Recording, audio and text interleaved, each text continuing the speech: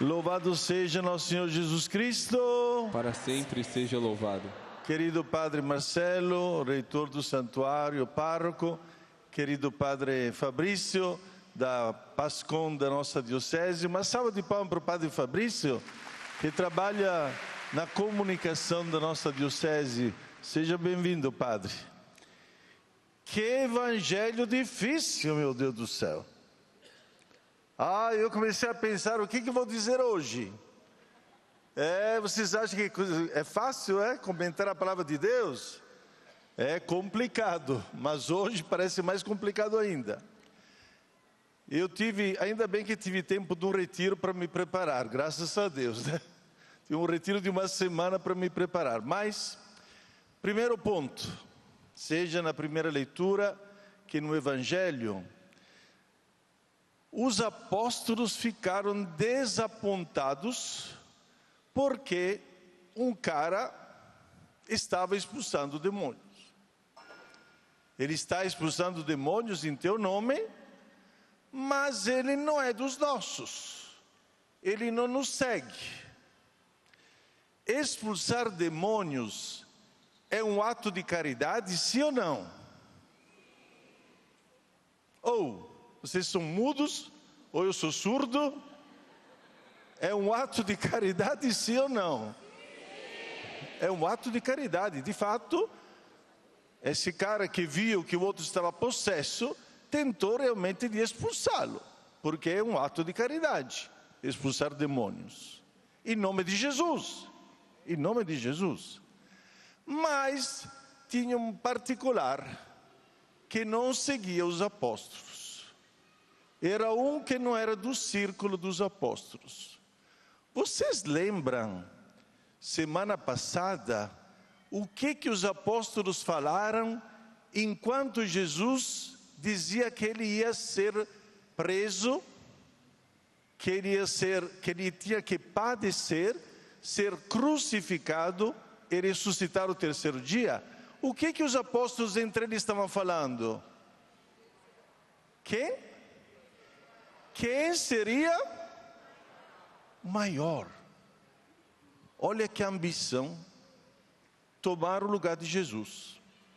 E hoje nós vamos ver uma outra falha dos apóstolos, para dizer que os apóstolos no começo não eram santos, se tornaram santos depois. Eles pretendiam de ter a propriedade, de ter como própria propriedade, duas palavras, de ter como propriedade a caridade, como se a caridade era possível ser feita só para eles. Quem não tivesse do grupo deles não podia fazer caridade. Isso está certo? Hein? E imediatamente Jesus vai desmascarando esta impressão errada. Só porque ele não era dos nossos, só porque ele não era católico, só porque ele não era cristão, não podia fazer a caridade. Que imagem errada que nós temos. E Jesus também corrige os apóstolos. Quem não é contra nós, é a nosso favor. Se ele expulsou demônios, se ele fez um ato de caridade em meu nome, quer dizer que ele acredita em mim. Eu trago aqui um exemplo, rapidinho, bem concreto.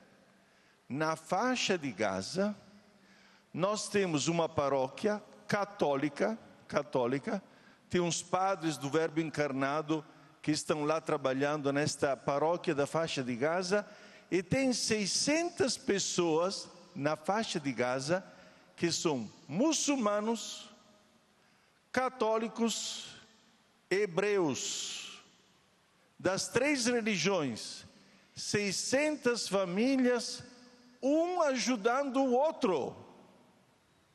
Agora, seria interessante se os católicos dissessem aos muçulmanos: não, vocês não podem trazer comida para nós, porque vocês não são dos nossos. Que besteira é esta? Quando alguém faz alguma coisa com amor, e, sobretudo, em nome de Jesus. Pode ser até que não pertença aos nossos grupinhos, às nossas pastorais, mas é de Cristo, pertence a Cristo. E Cristo elogia todos aqueles que fazem o bem, a caridade. De fato, no fim do mundo, nós seremos julgados sobre o amor. Sobre o amor. Não interessará saber se é de uma linha, de uma outra, de uma pastoral, de uma outra pastoral, de um grupo, de uma igreja.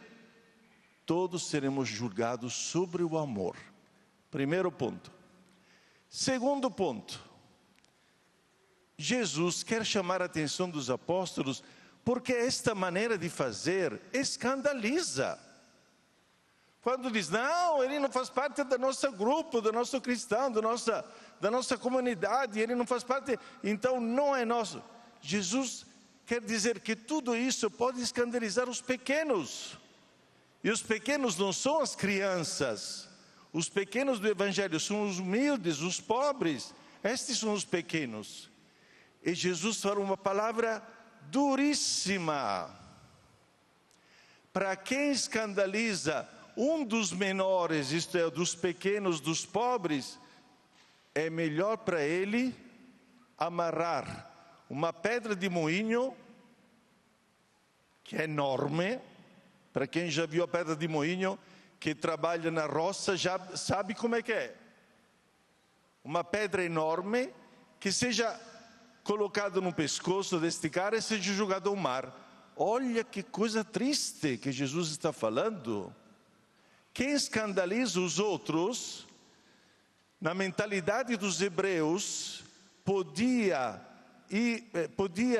ressuscitar no último dia somente quem estava enterrado. Quem afogasse no mar, depois podia boiar, e se boiava, podia ser enterrado e, portanto, participar da ressurreição dos mortos. Mas quem estava com uma pedra de moinho lá embaixo, jamais poderia boiar, portanto, não poderá participar da vida eterna. Quer dizer, Jesus não quer ver quem escandaliza, nem neste mundo, nem no outro. Eu tremi quando li uma coisa desta. Ai de nós, se escandalizarmos os outros. Olha o que Jesus promete. Não quer ver ele, nem neste mundo, nem no outro. É duríssima esta frase. Quer dizer, Jesus ama tanto os menores, os simples, os pobres, os inocentes, que não quer que ninguém absolutamente os escandalize. Como estavam fazendo os apóstolos com aquele cara que estava expulsando o demônio. Escandalizando, sendo uma pedra de tropeço para o outro. E Jesus então acrescenta, lembre-se que se alguém oferecer um copo de água para vocês em meu nome, vai ganhar o céu. A diferença de quem vos escandaliza, quem der um copo de água, o copo de água que fala Jesus não é o nosso copo de água que vai lá na torneira, abre a torneira, pega a água, pronto, como aquela que me dá o meu cerimoniário aqui. O meu cerimoniário me traz a água. Não é fácil assim, viu, meu filho? Não vai tão simplesmente assim para o céu. Na época de Jesus, não tinha água da torneira. E se você não sabia onde estava o poço, você podia morrer de sede. Portanto, dar um copo de água quer dizer ir até aquele poço que podia ficar até quilômetros longe. Catar a água e trazê-la para alguém que estava sedento. Esse é o copo de água de quem se refere a Jesus.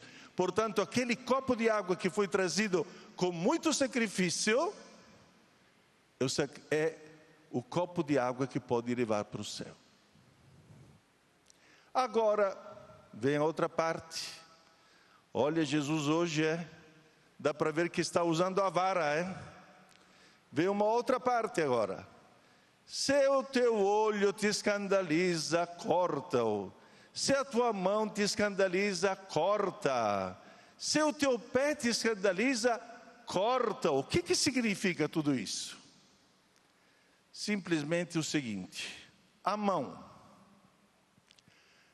A mão é a imagem, é o símbolo do fazer.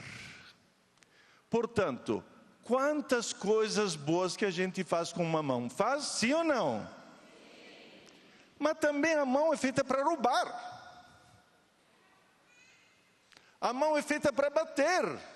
A mão é feita também para matar. Então Jesus diz: se esta tua mão, que foi criada por Deus para o bem, escandalizar, quer dizer, for usada para pecar, então, meu filho, é melhor cortar, é melhor acabar, porque a mão pode te levar para o céu, fazendo bem, mas também a mão pode te levar para o outro lugar, onde haverá choro e ranger de dentes. Segundo, o pé. Que significado tem um pé? O pé orienta o nosso caminho. Nós podemos ir para um caminho da vida, ou podemos ir no caminho da morte. Deuteronômio fala. Deus fala para o seu povo: olha, eu ponho na tua frente o bem e o mal, a vida e a morte. Você pode escolher. Isto é, você pode escolher o caminho do bem, os teus pés te levam para o bem, ou os teus pés podem te levar para o mal. Se os teus pés te levarem para o mal, isto é, o caminho da morte, o caminho da insensatez, o caminho da mentira, o caminho da corrupção, é um caminho da morte. Se os teus pés te levaram para o caminho da morte, corta-os, isto é, volta atrás, não deixar que o teu pé te leve para um caminho errado. Finalmente, o olho. O que significa o olho? O olho no Evangelho tem um significado relacionado à sexualidade. De fato, em Mateus, encontramos esta frase de Jesus: se você olhar para uma mulher com malícia, você estará cometendo adultério. O olho é espelho da alma. O olho é espelho, e pode ser a luz da alma, ou pode ser também as trevas. Como nós olhamos, com que olhar nós olhamos o outro? O meu olho pode enxergar muito bem uma pessoa e dizer: esta pessoa é criatura de Deus, é bonita porque é criatura de Deus. Ou o meu olho pode me dizer: este instrumento de prazer, este instrumento que pode satisfazer as minhas paixões erradas. Então Jesus nos recomenda: usa o teu olhar para o bem, para o bom caminho, e não usar o teu olhar só para pecar. Porque neste sentido, você está pecando e você está entrando no caminho da tristeza e da escuridão eterna, onde haverá choro e ranger de dentes. Terminando, esta é um pouco a explicação do Evangelho de hoje. Eu retomo aquilo que Deus falou no Deuteronômio. Nós sabemos, diante das duas possibilidades, do bem e do mal, nós somos responsáveis pelo bem que nós fazemos, mas também pelo mal que cometemos. E como dizia a leitura de hoje, da liturgia de hoje de sábado, Deus um dia vai pedir conta das tuas ações boas, mas também das tuas ações más. Louvado seja nosso Senhor Jesus Cristo.